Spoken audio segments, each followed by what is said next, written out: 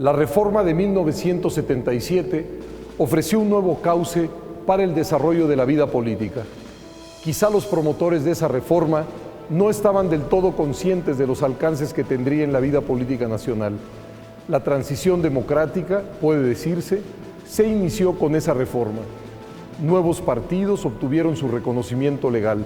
Por supuesto, asistieron a las elecciones y se produjeron severos conflictos que a su vez se convirtieron en catalizadores de nuevas exigencias.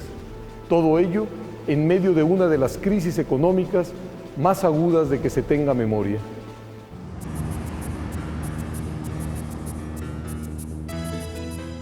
Ante la crisis económica, el gobierno mexicano perdía espacios de negociación política.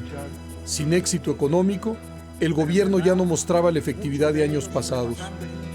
Porque recursos públicos no había, ¿no? Y hubo cada vez menos y entonces entramos en una vorágine de endeudamiento que pagamos de 82 en adelante. El error fundamental que yo creo cometimos fue el de intentar crecer con la mayor velocidad posible, descuidando el aspecto inflacionario y de balanza de pagos. En 1982, por primera vez en más de 40 años, el Producto Interno Bruto cayó. La inflación anual fue de casi el 100% y la deuda externa llegó a equivaler el 36% del Producto Nacional. El presidente López Portillo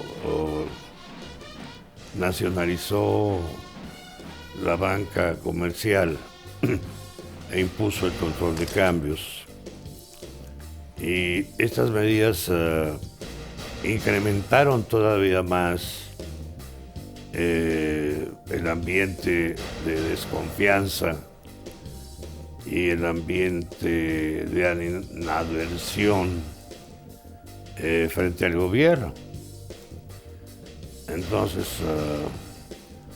pues ese fue el clima que yo me encontré al tomar posesión el 1 de diciembre de 82. Estábamos prácticamente en moratoria. La economía estaba cayendo, había caído el producto en más de 3% del mismo en esos años.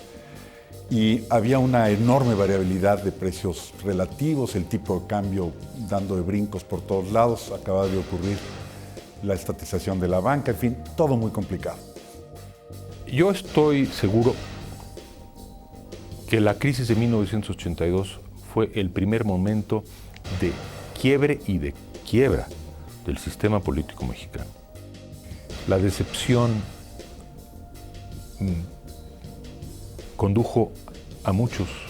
nos condujo a muchos a pensar que esto es lo que tenía que finalmente pasar cuando el poder se concentra en las manos de una sola persona, de un solo partido, de un grupo tan pequeño.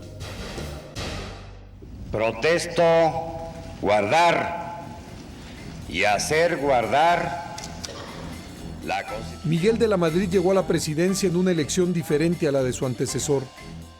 López Portillo fue candidato único, reflejo de una falsa unanimidad y de una irreal carencia de oposición. De la Madrid compitió contra otros 6 candidatos: Pablo Emilio Madero del PAN, Arnoldo Martínez Verdugo del Partido Socialista Unificado de México, Cándido Díaz Cerecedo del Partido Socialista de los Trabajadores, Rosario Ibarra de Piedra del Partido Revolucionario de los Trabajadores, Manuel Moreno Sánchez del Partido Socialdemócrata e Ignacio González Goyás del Partido Demócrata Mexicano. El sistema político se había abierto a la pluralidad. Darle a la izquierda un espacio institucional en la vida pública y revivir, reanimar la oposición en un régimen cuya hegemonía era tan asfixiante como para llevar a todo el régimen a ese momento bastante ridículo e impresentable de un candidato hegemónico y además único. La reforma política de 1977 abrió la puerta de la arena electoral a distintos partidos de izquierda y de derecha. En medio de la severa crisis económica, el nuevo marco legal contribuyó a modificar el mapa político del país. Los partidos políticos nacionales tuvieron un lugar asegurado en las elecciones locales. Ello multiplicó la competencia local. En 1977 había solo 4 municipios gobernados por la oposición panista. En cambio, a lo largo del sexenio de Miguel de la Madrid, diversos partidos de oposición conquistaron 137 municipios, algunos de ellos de gran importancia política o económica. Además, con la representación proporcional, se reanimó la vida política en el Congreso Federal y en algunos congresos locales. El desencanto empresarial por la nacionalización bancaria y el descontento social por la crisis económica se reflejaron en la arena electoral. La nueva pluralidad rebasó rápidamente el marco electoral de la reforma política de 1977. Estaba por empezar una lucha implacable por el respeto al voto, una lucha que no distinguía ideologías, ya que en ella coincidían izquierdas y derechas.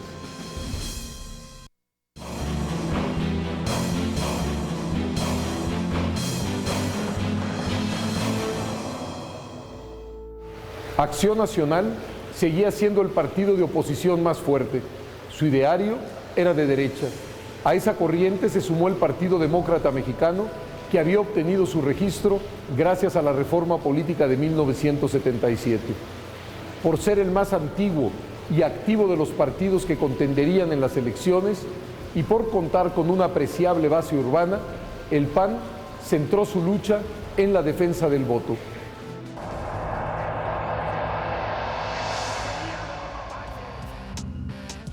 En elecciones para diputados federales, el voto panista pasó de 11% en 1979 a 18% en 1982.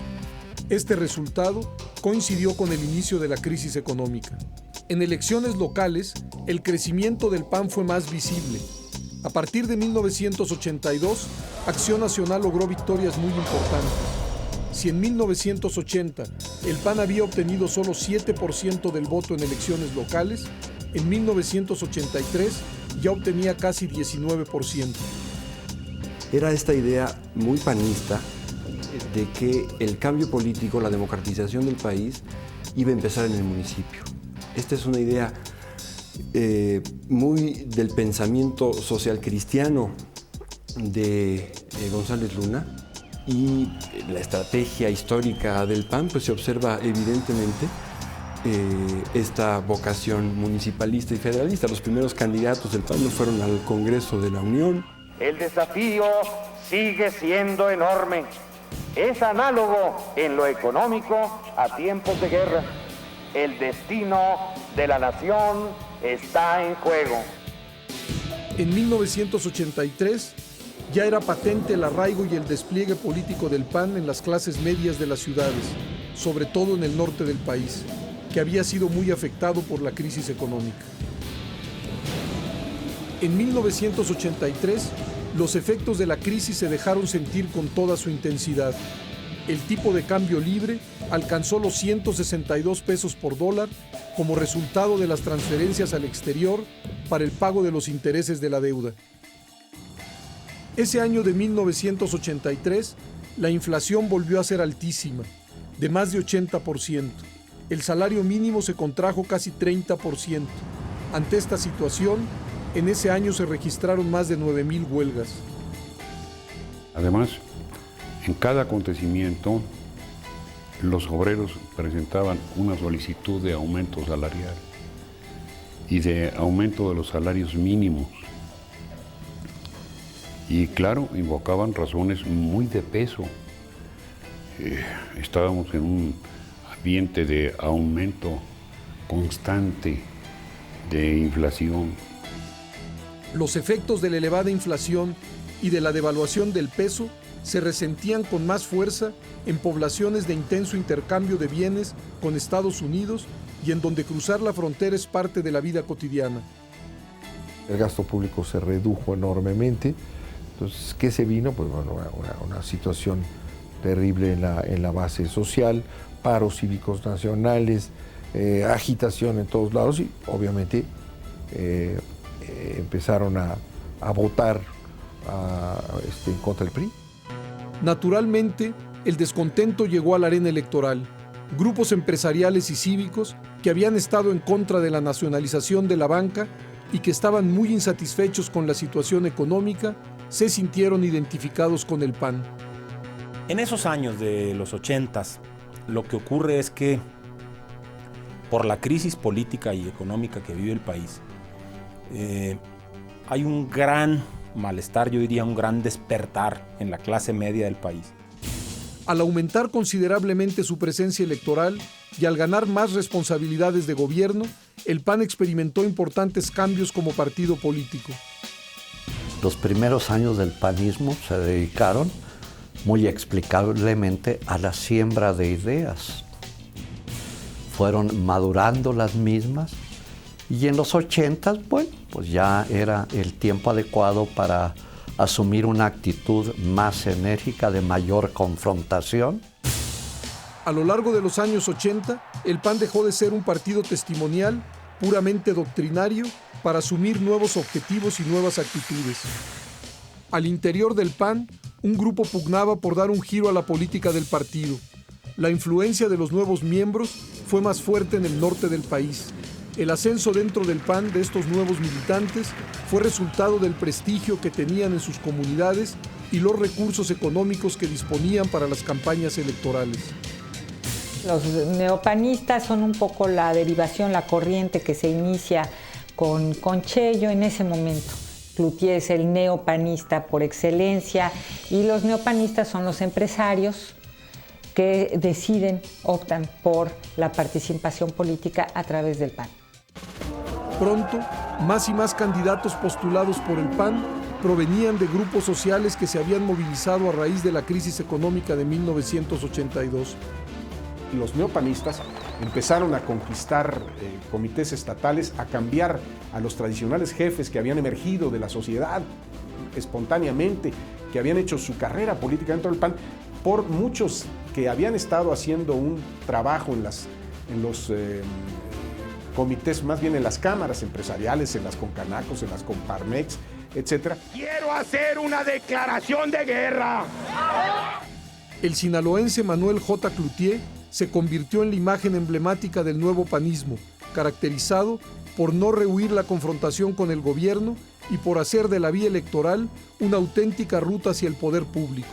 Vamos a matar a nadie, pero de ahí en adelante todo se vale en la cacería de los mapaches. Creo yo que ahí él piensa que ya no se puede seguir por la vía de la negociación y la conciliación de intereses en el país, sino tenía que hacerse una lucha que permitiera restablecer equilibrios y tenía que ser en el ámbito político definitivamente. Además del respaldo de grupos empresariales, el PAN tuvo el apoyo de diversos grupos civiles. Unos de los más importantes fueron justamente Desarrollo Humano Integral y Acción Ciudadana y la Asociación Nacional Cívica Femenina. El PAN estaba listo para dar un salto en su discurso, en su estilo, en su relación con el gobierno. Ganaba elecciones, atraía nuevos militantes, miles de ciudadanos fueron sumándose a su causa. La competencia electoral y el desafío panista no harían más que crecer.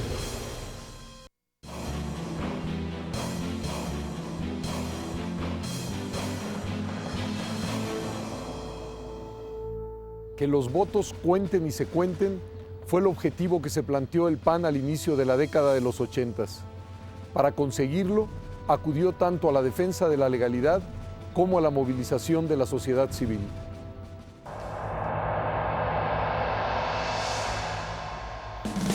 El primer conflicto postelectoral de grandes dimensiones ocurrió en la ciudad de Puebla en noviembre de 1983. El candidato panista a la presidencia municipal, Ricardo Villa Escalera, reclamaba haber triunfado en la elección. A la protesta, reprimida por la policía, se sumaron los partidos Socialista Unificado de México, Revolucionario de los Trabajadores y Socialdemócrata. Aún así, el triunfo le fue ratificado al PRI.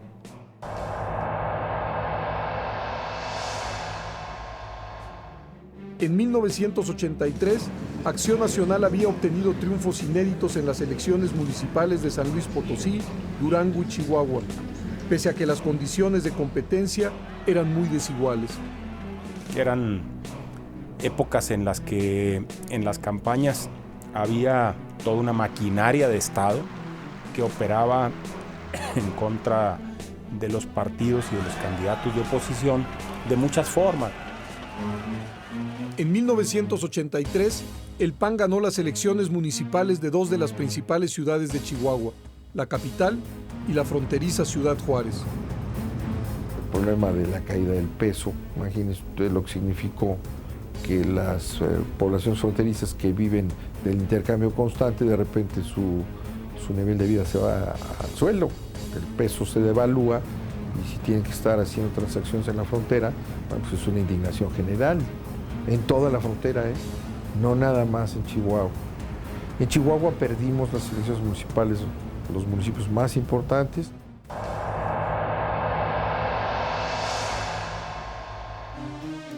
Los triunfos de 1983 en Chihuahua, Durango y San Luis Potosí crearon grandes expectativas sobre el futuro electoral del PAN. Expectativas que acabaron en frustración. Por ejemplo, en las elecciones municipales de Coahuila de fines de 1984. El PAN reclamó en Monclova y Piedras Negras el triunfo que las autoridades electorales dieron al PRI. En Piedras Negras hubo fuertes protestas. Había mucha inquietud en Piedras Negras porque, por una parte, pues había el reclamo blanquiazul y por otra parte, pues el resentimiento de los grupos tradicionales del tricolor. Los inconformes intentaron tomar el Palacio Municipal de Piedras Negras, pero fueron repelidos por la policía. Después, prendieron fuego a la sede municipal y a varios vehículos. Los inconformes bloquearon durante 2 días el puente internacional con Eagle Pass, Texas. Nuevamente, el triunfo le fue ratificado al PRI.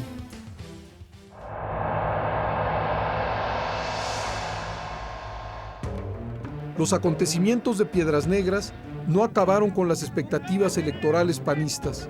Por el contrario, hicieron crecer el reclamo de reglas del juego justas y elecciones limpias. La mecánica del cambio político estaba en marcha. Los partidos crecían, asistían a las elecciones y ganaban cada vez más posiciones. En la elección federal de 1985, el PAN obtuvo 16% de la votación total.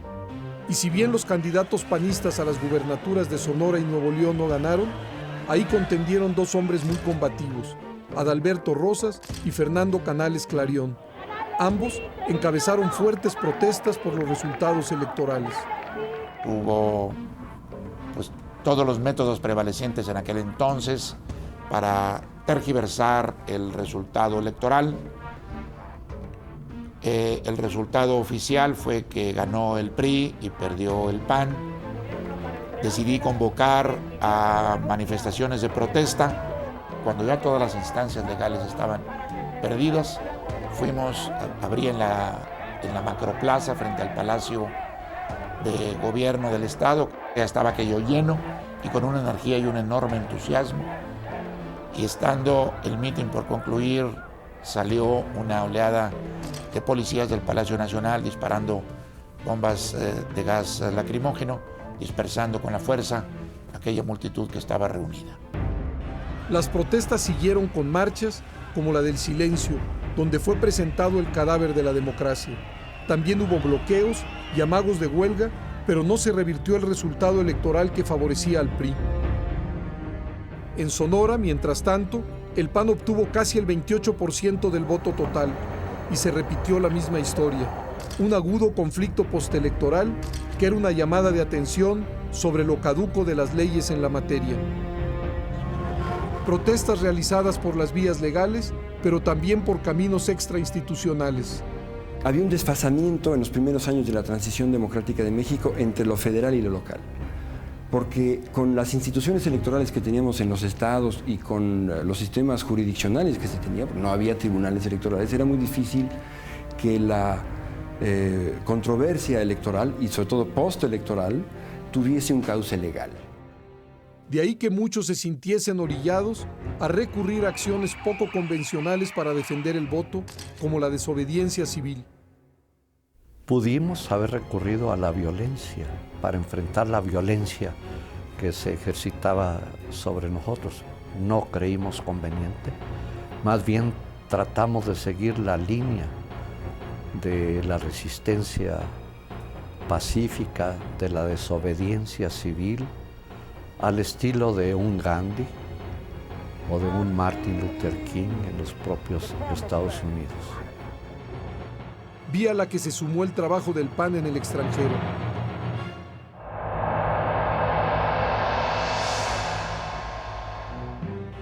Con esos antecedentes en el norte del país, se llegó a la elección estatal de Chihuahua en 1986. Esa elección representaba para el PAN la oportunidad de confirmar el triunfo logrado 3 años antes en sus principales ciudades. Los comicios en Chihuahua atrajeron la atención nacional e internacional ante la posibilidad real de presenciar la primera derrota del PRI en una gubernatura. Chihuahua es una de tantas elecciones que nos tocaron. Chihuahua se centran mucho los intereses, ¿verdad?, de la derecha esta, que lo toman como un gran ejemplo de la actitud antidemocrática del gobierno y de la represión, etc. La tesis esta que sostienen, la tesis mentirosa de que nosotros teníamos la idea de que había que hacer el fraude patriótico, que es una invención de la derecha, ¿no? El candidato panista era el alcalde de Ciudad Juárez, Francisco Barrio Terrazas. El candidato del PRI era Fernando Baeza Meléndez. Esta es una campaña, la de 86, mucho más dura, en donde el gobierno cierra todavía más los espacios electorales, donde la competencia se vuelve más virulenta y donde las maniobras para realmente cometer un fraude electoral se vuelven, pues yo diría, más abiertas, más descaradas. Yo decía que de alguna manera la oposición había manejado la elección como la crónica de una muerte anunciada, ¿no? A veces no sabía si estaban buscando el triunfo o deslegitimar el resultado. Por eso y por muchos ingredientes, la crisis económica entonces, una participación muy activa del clero católico, particularmente de 2 diócesis, las más importantes, la de Juárez y Chihuahua, y también una gran movilización de parte del partido. Yo creo que se fortaleció mucho la estructura del PRI. Sirvió como una experiencia muy importante para propiciar procesos que fuesen menos cuestionados, generando mejores condiciones de equidad. Yo recuerdo que esas elecciones de Chihuahua fueron sumamente competidas. Francisco Barrio era un líder carismático, decía que hablaba con Dios y que de él recibía las instrucciones. La Iglesia Católica adoptó una actitud sumamente agresiva frente al gobierno y al PRI. Llegó inclusive a amenazar con cerrar los templos al culto público. En Chihuahua se consumó lo que a los ojos del panismo fue un fraude electoral de grandes dimensiones. La prensa local, nacional, internacional, desplegaron una profusa cobertura de los acontecimientos. El PAN puso en marcha, a gran escala, varias medidas de inconformidad e impugnación electoral nunca antes vistas en la política nacional, que serían modelo para muchos otros momentos de protesta postelectoral.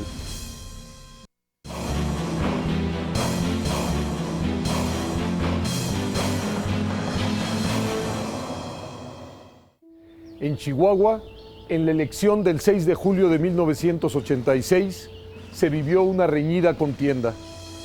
Los ciudadanos se movilizaron masivamente a las urnas. Los instrumentos, las instituciones y las leyes fueron duramente impugnados. El conflicto tuvo repercusiones nacionales e internacionales. El nuevo gobierno llegaba debilitado. El ambiente político se tensaba gravemente y la crítica, el mundo intelectual, era movido a intervenir en los asuntos electorales.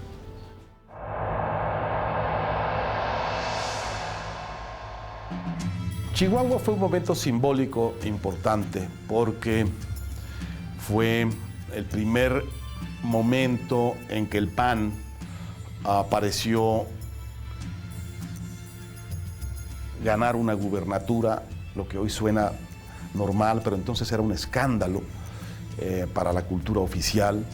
En esa época incluso se utilizaban argumentos de seguridad nacional para justificar el fraude patriótico. Hoy nos parece difícil de creerlo. Y les demostramos que no había habido fraude. Perdió las elecciones Barrio. Ganó Baeza. Ganó Baeza porque era un hombre muy popular.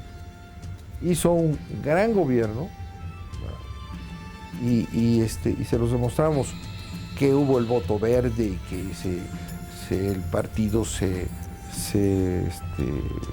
refugió en el voto campesino. El PRI ganó esas elecciones.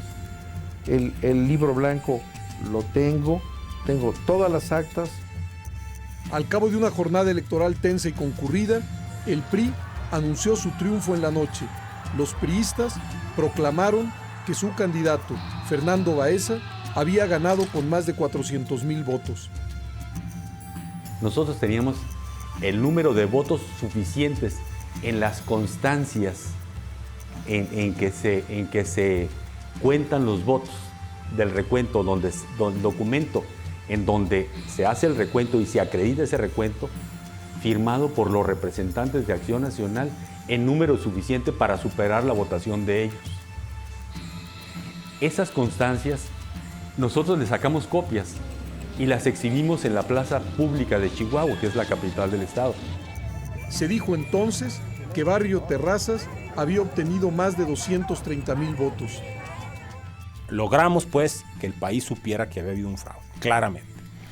Y yo creo que la otra parte muy importante, se logró que en la opinión pública internacional, la elección de Chihuahua también se posicionara como un caso muy lamentable, dramático, de un fraude, de un atropello electoral. 3 días después de la elección, el 9 de julio, Francisco Barrio anunció 56 medidas de resistencia civil contra el gobierno. Prácticamente desde que arranca la campaña, a fines de enero de 1986, empezamos a plantearnos este movimiento de desobediencia civil. Era parte de toda una filosofía. No era nada más en forma anárquica aventarse. Los inconformes bloquearon carreteras y tomaron edificios públicos. Además, instalaron campamentos permanentes en los puentes internacionales de Ciudad Juárez. La toma de los puentes tiene un gran valor comunicacional. Se convierte en una noticia mundial y es una fuente de inquietud nacional. Pero localmente es devastadora. La desobediencia civil incluyó huelgas de hambre.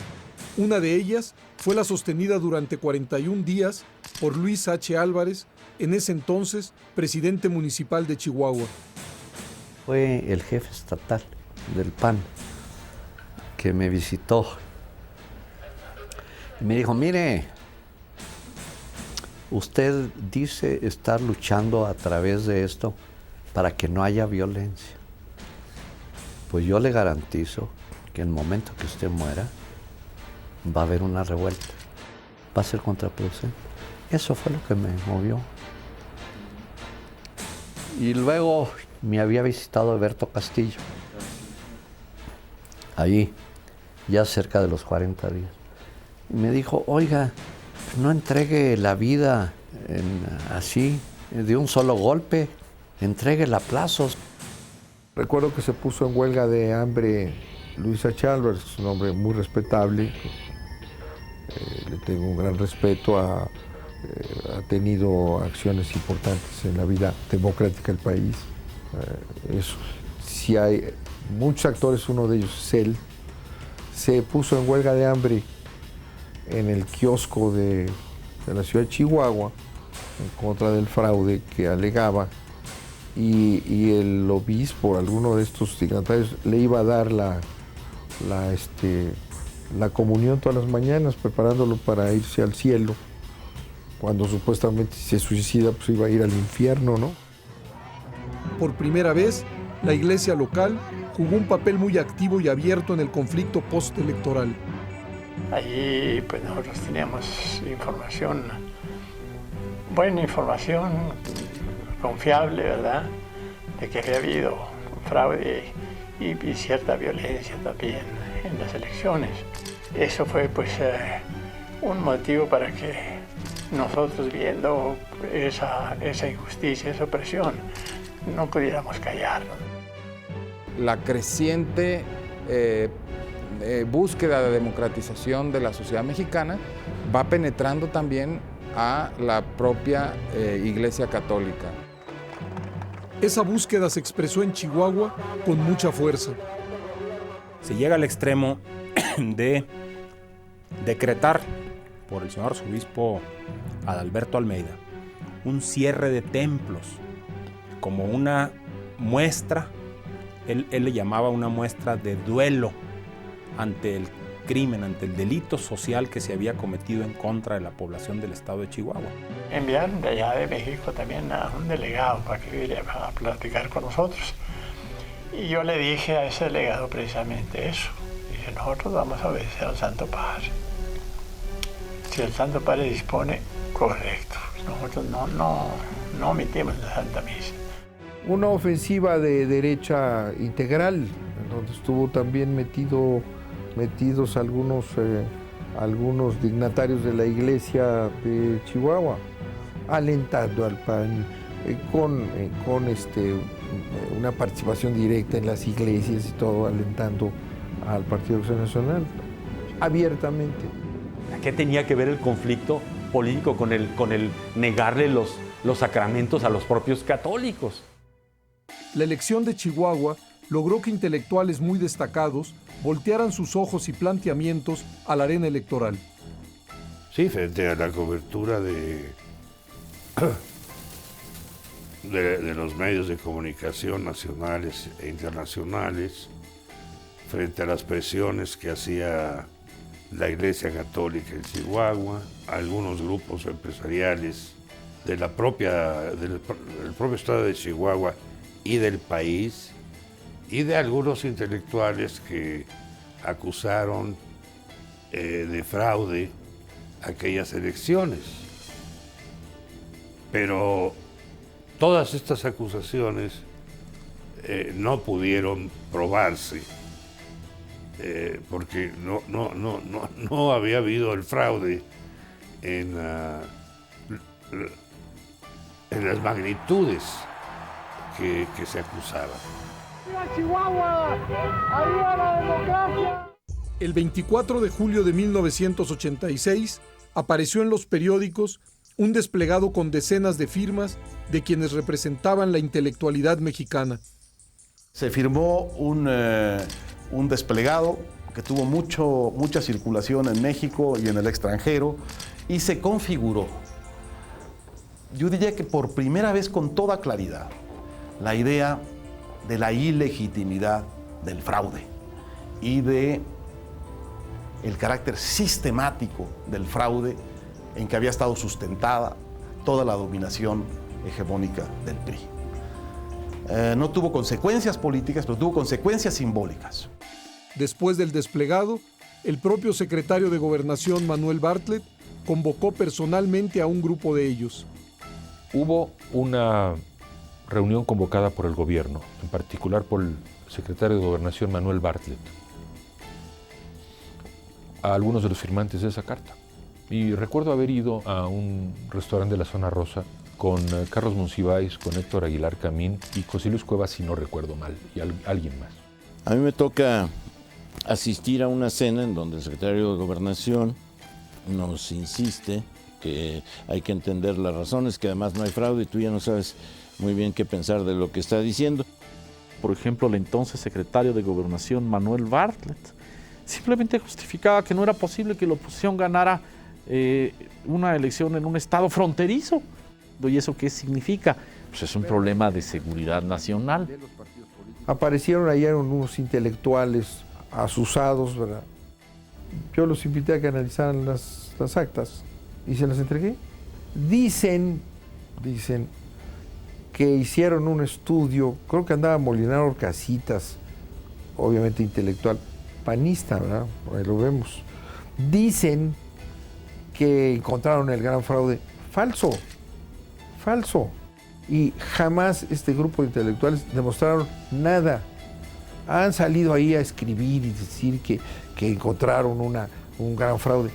Mienten, mienten. En Chihuahua ganó el PRI. El cargo de gobernador que el pueblo me ha conferido.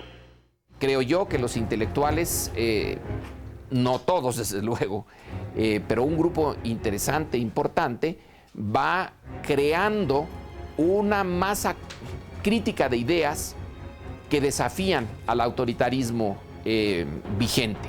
Ese autoritarismo tiene el poder, pero no tiene las ideas. 1986 no fue la primera vez que los intelectuales se pronunciaban por la democracia. En 1965 apareció la primera referencia intelectual que buscaba examinar los alcances y el funcionamiento real de la democracia en México. En los años siguientes, y en especial a raíz del 68, intelectuales como Daniel Cosío Villegas y Octavio Paz defendieron la tesis de que era necesario acotar, limitar el poder presidencial y transformar al PRI. Conforme avanzó la década de los 70, los intelectuales sumaron su voz al reclamo de mayores libertades políticas. Y en los años 80, la democracia como necesidad para ofrecer un cauce a la expresión y recreación de la diversidad empezó a abrirse paso en el mundo intelectual. El proceso de cambio democrático hizo que la izquierda intelectual revalorara la democracia como una vía de acción política y como un fin en sí mismo.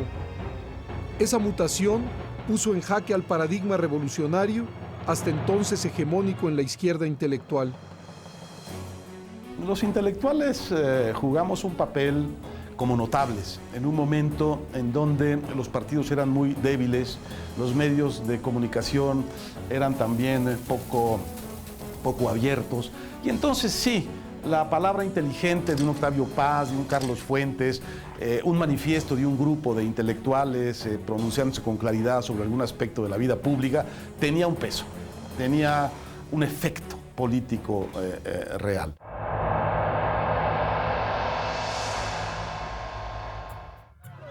Ese mismo año, Manuel J. Cloutier contendió sin éxito por la gubernatura de Sinaloa frente a Francisco Labastida del PRI. Yo digo que la derrota en el gobierno de Sinaloa fue algo que lo tumbó mucho, fue algo que lo metió en un shock, como que el salir a la calle, el ver aquellas respuestas que tenía de la gente y ver luego el resultado. La contienda con Manuel Cloutier, yo diría que tuvo altibajos, a veces tonos así fuertezones, a veces tonos más cordiales, pero me parece que el elemento fundamental por el cual ganó el partido, independientemente de los candidatos de cada uno de los partidos, es que, digamos, el señor Cloutier tenía menos presencia y menos contacto, penetraba menos con varios de los sectores populares. Yo creo que eso nos dio una posibilidad de ganar. Fue así como los panistas comenzaron su estrategia hacia las elecciones presidenciales de 1988. Intensificaron la preparación de tácticas de resistencia civil y no descartaron la posibilidad de formar un frente común para la defensa del voto, incluso con la izquierda. Chihuahua fue una escala importante, pero solo una escala en la lucha por la democracia. Después vendría una serie de acontecimientos que definirían con mayor claridad la transición.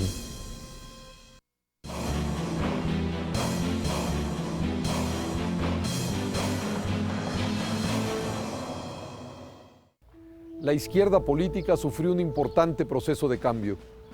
Si bien algunos grupos seguían desconfiando de la vía electoral como arena para desplegar sus acciones, otros ya habían emprendido una revisión y una elaboración a favor de la democracia y, por supuesto, de las elecciones y la lucha legal. Las nuevas condiciones sociales y la mecánica del cambio político empujaban a la izquierda a sumarse de lleno al reclamo democrático.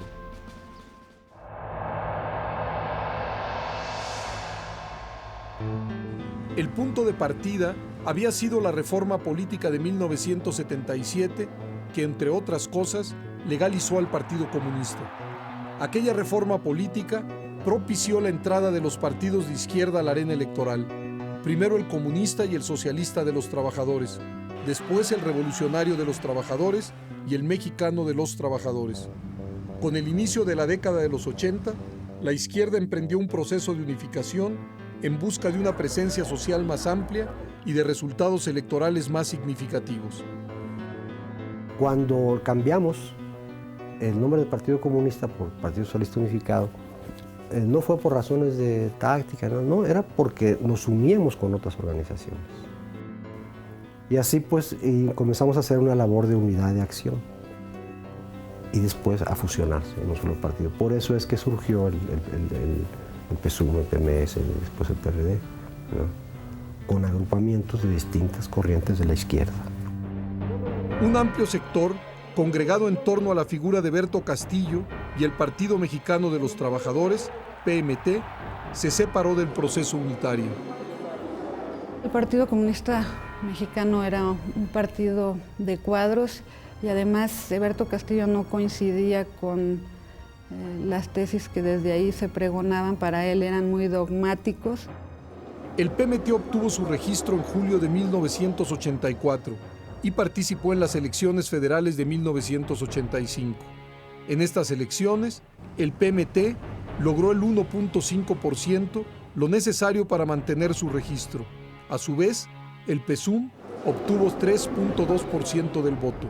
El Partido Comunista Mexicano, lo recordaba hace un momento, se convierte en el 81 en Partido Socialista Unificado.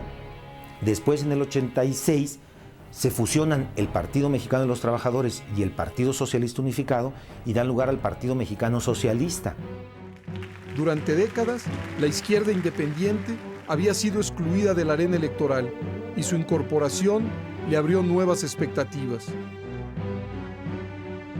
La movilización social se conjugó con la lucha electoral.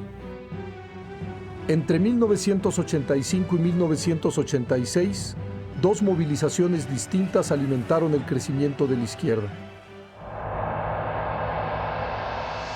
Una, producto de una catástrofe.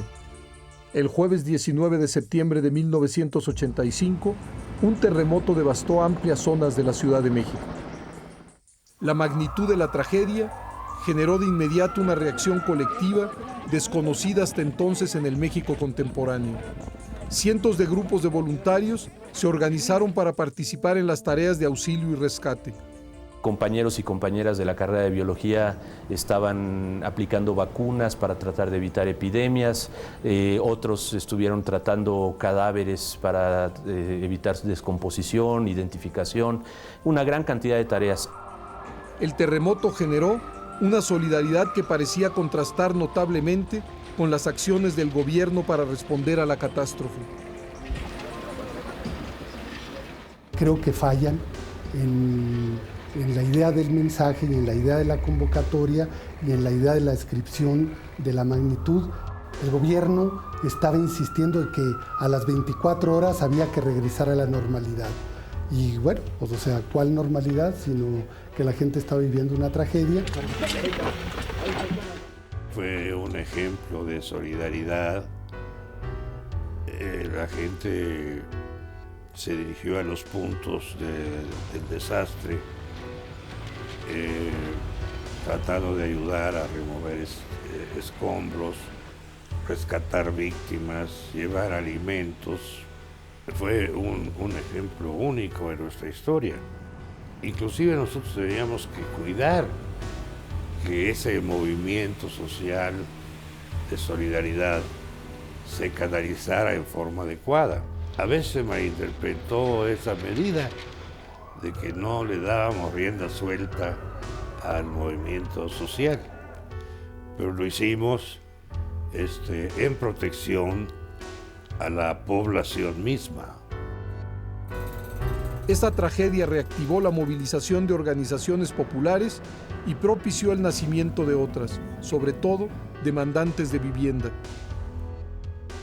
Además del temblor físico que destruyó buena parte de la ciudad, hubo un temblor en la conciencia de la gente que tenía latente ese interés y esa voluntad, esa capacidad de participar, que lo despertó. De repente nos despertó el sismo y nos vimos con el poder decidir, el poder proponer en nuestras manos y el lograrlo.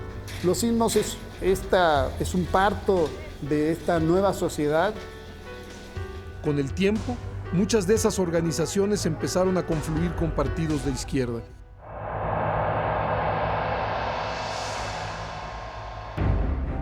En 1986, otros sectores de la sociedad tuvieron un nuevo motivo para movilizarse. Las autoridades de la UNAM, encabezadas por el rector Jorge Carpizo, iniciaron una serie de reformas académicas y administrativas. En aquel entonces, la Universidad Nacional tenía un declive académico que nos preocupaba a todos. Que la universidad necesitaba una reforma de fondo. La discrepancia estaba, ¿cuáles eran esas reformas? Se preparó un proyecto de reformas que aprobó el Consejo Universitario.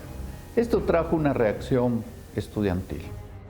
El Consejo Universitario aprobó estas reformas en septiembre de 1986, pero fueron rechazadas por un amplio sector de los estudiantes representado en el Consejo Estudiantil Universitario, el CEU. El movimiento del CEU fue apoyado por varias organizaciones de masas, la mayoría de ellas vinculadas a la izquierda. El CEU organizó una gran demostración masiva en el Zócalo. 7 días después, la UNAM se fue a una huelga que duró casi un mes.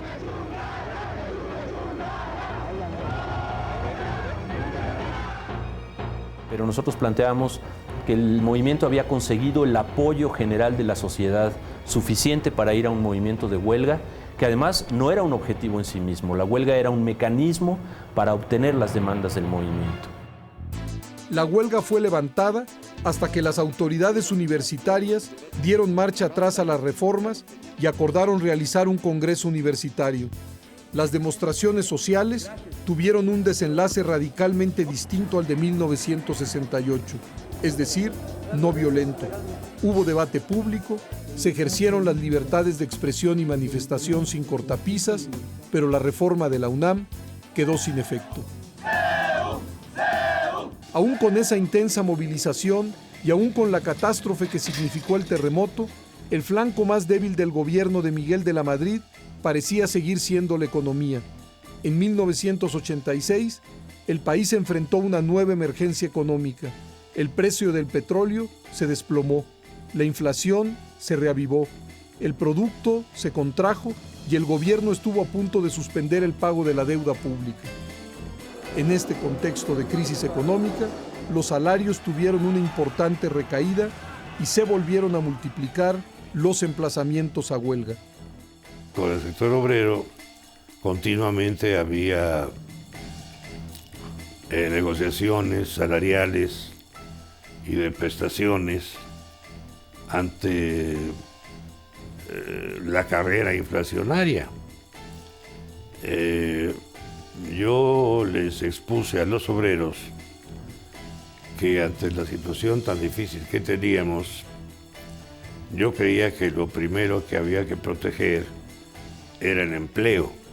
En lugar de hacer ajustes por el lado del empleo para poder cumplir con las metas de gasto, se acordó de hecho con la CTM que se iba a hacer el ajuste vía salarios. México estaba entrando a la fase más intensa de la transición democrática. El PAN avanzaba electoralmente expresando la inconformidad de las clases medias. La izquierda, a su vez, había dirigido las movilizaciones sociales más importantes de la época. El gobierno enfrentaba un serio descrédito social y una indomable crisis económica.